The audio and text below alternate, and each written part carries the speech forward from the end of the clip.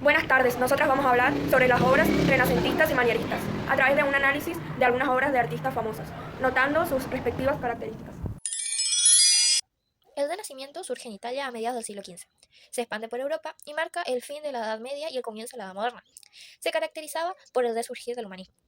En la Edad Media, el teatro solo se vinculaba con lo religioso, a diferencia que en el Renacimiento el hombre pasa a ser el centro de la escena. Se buscaba imitar los clásicos griegos y romanos con sus valores. Fue un periodo de redescubrir el mundo, el arte, el pensamiento de la literatura y de la filosofía. Características del Renacimiento son escenografía renacentista. En la Edad Media el escenario era simbólico.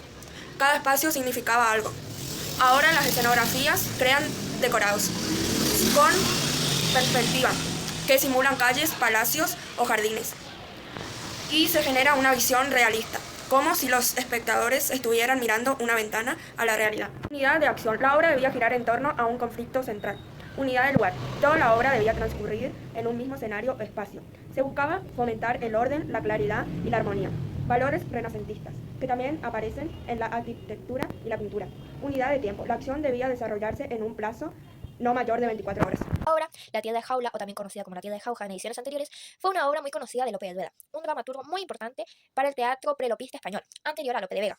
Esta obra es una pieza dramática, breve y cómica, que se publicó por primera vez en la colección conocida como El Deleitoso, editada por Juan de Timoneda, que incluía otros pasos muy importantes de Vega.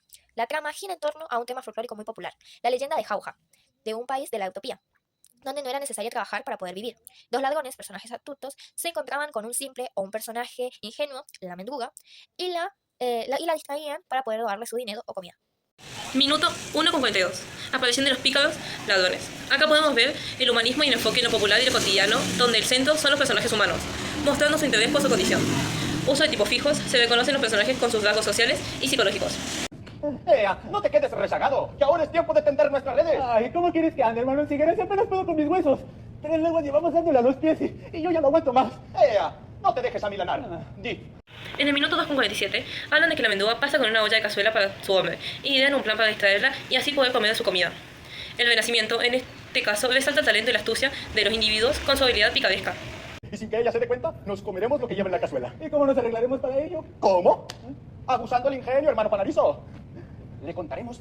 Alrededor del minuto 3:44 aparece el personaje de la mendiga. ¡Ay, diablos! Pero este hombre va a acabar conmigo. Le da por espinar el como más de la cuenta. Luego, no, hace sus barbas raras y luego, no, me echa la barra a mí. Ay, ¿a dónde vas, buena mujer? ¿Cómo que a dónde voy? Voy a la cárcel a llevarle el pienso al Tomás. En el minuto 4:50, la mendiga cuenta sobre su cazuela para el Tomás, mientras los pícaros actúan y hacen movimientos para dar a entender las ganas que tienen de comer esa cazuela. Se lamen las manos y hacen ruidos de cómo se les cae la baba. Estarán buenísimas. Y como para chuparse los dedos. Y le llevas todos los... En el minuto 5:17, cuenta la mendiga de que trabaja para mantenerse a ella y a su marido. Solo. Ay, menudos trabajos que hago para poder mantener a ese hombre. Ay, y encima, esta caminata. Con solo decirle que trabajo como un burro desde la mañana hasta la noche. En el minuto 5:42 al 8:50 vemos el uso de la comida del arte y la ironía cuando los personajes de los pícaros cuentan la historia de la tierra de Jauja, un lugar mítico donde no se necesita trabajar y la comida cae del cielo. Cuentan esta historia para distraer a la mendiga mientras comía su cazuela. La comedia y el humor eran importantes en el Renacimiento que buscaba la recreación y la sátira social. Siéntate un momento con nosotros y te describiremos todas sus maravillas con pelos y señales. Ay, bueno, pensando la vida, no me haría daño un ratito de descanso. Anda, cuéntame de esa maravillosa tierra. Verás, es un lugar donde le pagan a los hombres por dormir. ¿Verdad? Anda, mujer, la verdad pura. Es una tierra donde se empeñan a azotar a las personas que quieren trabajar. Ay, qué cosas bien. Ay, ¿cómo lo oyes? Y sígueme contando esa tierra. Claro, verás, en la tierra de Jauja hay un río de miel y otro de leche. Y entre río y río hay una fuente enorme de mantequilla y requesones que caen en el río de la miel. Y no parece sino que ellos mismos... ¡Cómeme! ¡Cómeme, mendruja! Ay, ya pensé que eras tú. Pero escucha, bobaza, en tierra de Jauja hay unos árboles que son de tocino. Que Dios los bendiga. Amén, para mí las hojas de estos árboles son de un pan fino. Los frutos, unos crujientes buñuelos que caen sobre el río de la miel. Y mientras tú los ves, ellos te dicen, ¡náscame! ¡Náscame! Ay, ya parece que eras más. Verás, en la tierra de Jauja, las calles están empedradas con yemas de huevo. Y entre ella y llama hay un pastel con lonjas de tocino. En el minuto 8:56, la mendiga se da cuenta de que los mendigos se comieron su cazuela y empieza a pegarles. Está vacía. Ay, me han dejado sin albóndigas. ¡Ladrones! ¡Ladrones! ¡Correte, hermano, para eso! En el minuto 9:19, la mendiga dice que fue culpa de ella por creerle sus cuentos, mientras los pícaros están pensando ir a otro lugar a conseguir comida. ¿Y ahora qué hago? Ay, pobre de mí. Ay, pobrecillos. Tal vez tenían hambre. Ay, que Dios los perdone por el daño que me han hecho. La culpa la he tenido yo, por creer que hay tierras donde se puede vivir sin trabajar. Ay, esto me servirá de lección. Esto nos ha salido bien, hermano. Vení, te voy a llevar a otro lugar. La obra gira en torno al conflicto central que fue el hambre que tenían los pícaros. También podemos observar que hay unidad de tiempo, ya que todo transcurre en un solo día. Toda la obra se realiza en un mismo espacio, con un orden indicado para la presentación de los personajes. Ahora, ¿qué es el manierismo? El manierismo surge en Europa a finales del Renacimiento, entre 1500 y 1600. Se caracteriza por la búsqueda de lo emocional inestable. Es desarrollado en un contexto de cambios sociales, políticos y religiosos. La palabra manierismo surge de maniera, que significa estilo o manera, haciendo referencia a un estilo donde la estética es el recurso de la dramatización. En el teatro, el manierismo se refleja en efectos exagerados y movimientos dramáticos. Características del manierismo. Teatro de emociones intensas. El cuerpo comunica su estado interno. Las emociones son representadas de forma exagerada y consciente, creando un impacto. Figuras distorsionales y gestualidad dramática. En el teatro, las posturas de movimiento expresan emociones de manera casi coreográfica. La exageración como lenguaje. El cuerpo no busca transmitir realismo, sino que se vuelve un instrumento expresivo, ya que logra transmitir sentimientos que no se pueden decir con palabras. Movimiento escénico. La disposición del cuerpo en el espacio escénico refleja el estado emocional del personaje. Movimientos alargados, torsiones y pausas que permiten que la escena hable por sí misma. Dirección de actores. La dirección exige que los actores comprendan la psicología de sus personajes, traduciendo emociones complejas de movimientos corporales. El teatro como experiencia sensorial, el espectador escucha, ve y siente la emoción en cada gesto y movimiento. Historia, la comedia de los errores. Esta obra es una de las primeras de William Shakespeare. Fue escrita en 1594 y es una de las obras más cortas que tuvo. Sus personajes son Antífolo de Efeso y Antífolo de Siracusa, hermanos gemelos separados al nacer. Dromio de Efeso y Dromio de Siracusa son los sirvientes que también son gemelos. Egeón es el padre de los gemelos Antífolo. Adriana es la esposa de Antífolo de Efeso y Luciana es la hermana de Adriana. La historia sucede en la ciudad de Efeso, donde la entrada de los siracusanos es penada con la muerte. Durante el transcurso de la historia, la gente confunde a los gemelos Antífolo y Dromio. Por tanta confusión, surgen golpes, peleas y hasta creen que hay involucrada brujería. Minuto 3,51. En el minuto 3,51 podemos observar el teatro de las emociones intensas, ya que al ver cómo el personaje llora exageradamente. En uno de estos viajes, en Epídanos, dio a luz 2 gemelos, igualitos, como 2 gotitas de agua. Antífolo le pusimos por nombre, pues era imposible distinguir uno de otro.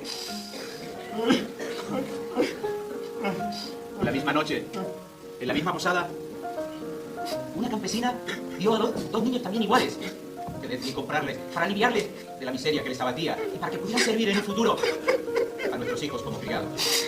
Romeo le pusimos por nombre, pues también era imposible distinguir uno de otro. En el viaje de vuelta, nos abatió la tormenta. La tripulación abandonó el barco. Estamos, como pudimos, cada uno de nuestros hijos con su criado, a uno de los mástiles del barco. Cuando mi esposa y yo intentamos... Minuto 5,14. En el minuto 5,14 no muestra la exageración como el lenguaje. Nos transmite tristeza sin decirnos una palabra de parte del duque de Efeso. Están matando, todos juntos, encuentran paro. Les pagaron. El caso es que esos nombres, ¿cómo que les suenan? Pero siga, por Dios, aunque nada evitará que la ley caiga sobre su cabeza. Pero siga. Me loca. Partido es 2, encuentro navío. Minuto 5,42. En el minuto 5,42 aparece una de las figuras distorsionadas. Nos expresa su tristeza con la historia que nos cuenta el prisionero al agacharse a llorar al piso. Nuestro navío, un velero, recogió a uno de mis hijos. Minuto 12,18. El movimiento escénico cuando uno de los personajes se encoge cuando lo golpean, aunque esto suceda varias veces en la obra. Al mismo los palos. Espero que ahora mi dueña no me golpee sobre estos mismos moratones. Dueña, pero ¿cómo que tu dueña?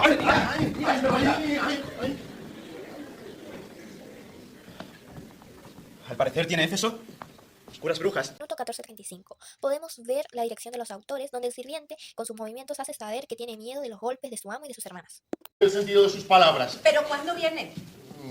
A mi entender, yo no lo esperaría, porque creo yo que ha cenado ya y viene con fuerzas renovadas. No seas truán y vuelve a traerlo a casa.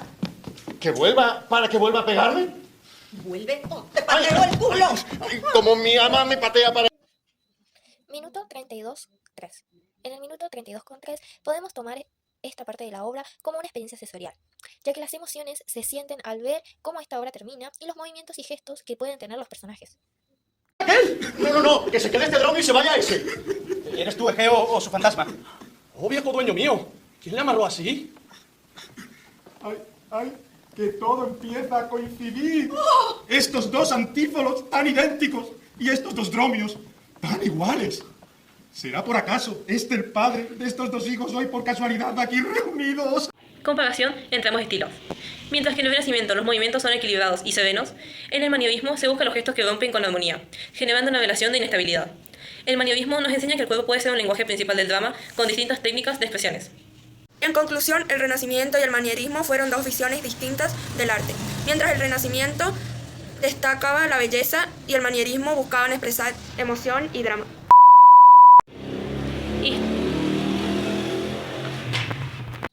La obra La tienda de Jaula, o también conocida como La tienda de Jauja en ediciones anteriores, es una de las obras más importantes de Lope de Vega.